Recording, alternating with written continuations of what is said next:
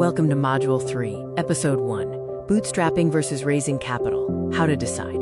The most important funding decision you'll make as a founder is whether to raise outside capital at all. This program is brought to you by the Series of Thoughts team.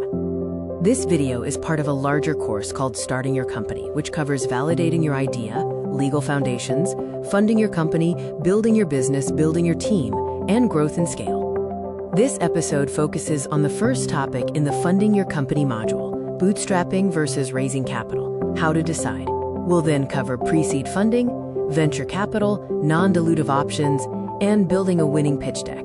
By the end of this episode, you will have a strategic framework to answer the question, should I raise money or not? We will debunk the myth that raising capital equals ambition, understand the trade-offs, apply the framework, and run the math on dilution. Let's first debunk the myth that raising capital equals success and bootstrapping equals settling. A term sheet is just a financing event, not a business outcome. The most important question is should I raise, not can I raise.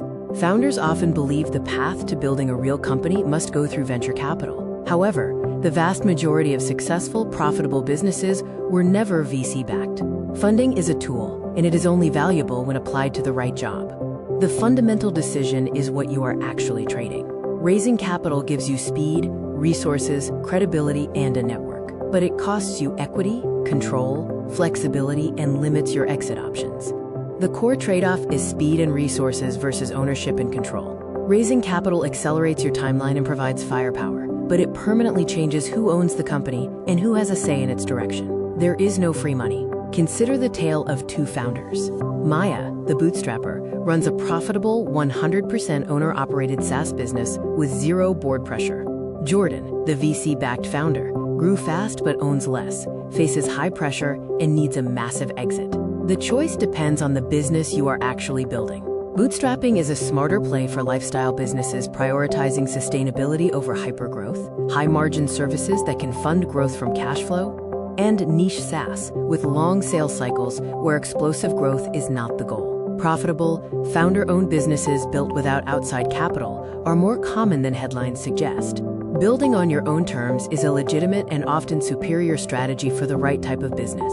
As Jason Fried of Basecamp noted, being profitable from year one allowed them to stay small and focused. Raising capital is the right move for specific market and business conditions. This includes winner-take-most markets where speed is critical, heavy infrastructure requirements needing significant upfront investment, and network effect businesses that need fast scale to reach critical mass. Speed is a competitive advantage when the market rewards it, such as in winner-take-most markets. Capital buys time compression. Only invest in speed if the market actually rewards the winner. Ask yourself 3 questions before opening a pitch deck. First, does your market have high velocity? Second, does your product have network effects that require fast scale? Third, can you still win with a slower, bootstrapped path? These answers determine your path.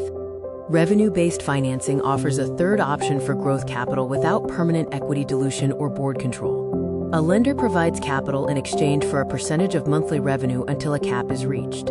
It suits SaaS, e-commerce with proven economics, founders wanting to retain ownership, and businesses accelerating between 1 million and 10 million arranged by.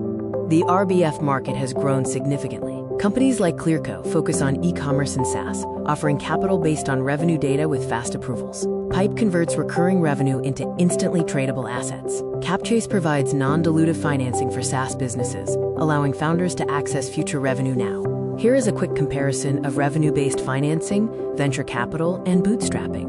RBF and bootstrapping involve no equity given up, unlike VC. RBF repayment is a percentage of revenue, while VC has no repayment. RBF and bootstrapping offer full control, while VC requires sharing control. Before deciding whether to raise capital, answer one question. Can your business reach profitability on existing revenue before you run out of money? Paul Graham calls this being default alive, and it significantly impacts your negotiating position. Being default alive means your current revenue growth and expense structure will lead to profitability before cash runs out. You have options and negotiate from strength. Default dead means you need new capital to reach profitability. Raising becomes a necessity, not a choice. Calculating your default alive status is a quick, back-of-the-envelope calculation. You need to consider your current burn, projected revenue growth, and runway. If your revenue crosses the burn line before cash runs out, you are default alive. Uncertainty is the only dangerous state. You must know clearly if you are default alive or default dead. This clarity is crucial for making smart capital decisions. Dilution is the most underestimated cost of venture capital. Founders often understand it abstractly, but rarely model the cumulative effect across multiple rounds. The math can be sobering. Dilution is cumulative. Raising 3 rounds of 20% dilution each means a founder's ownership drops to around 51% before considering option pool expansions. This is not an argument against raising, but an argument for raising with eyes wide open. Dilution only matters relative to the outcome. The real question is, does the capital you raise create enough additional enterprise value to offset the equity you give up? If you bootstrap to a $10 million exit, you get $10 million. If you raise 3 rounds for a $50 million exit, you get around $25.5 million. If the business would have reached a similar exit without the capital, you've sold equity for no reason. The VC bet only works if the capital dramatically multiplies the outcome. Dilution compounds like interest, but in reverse. Each new round dilutes your original stake and your already diluted stake. Understanding this compounding effect is key to smart capital decisions. Let's apply the decision framework. Every founder should answer 4 foundational questions honestly. First, how fast does your market move? Fast markets favor capital, slow markets favor efficiency. Second, do you have a network effect moat? Network effects require reaching critical mass quickly, often needing outside capital. Third, can you win slowly? If so, bootstrapping is favored.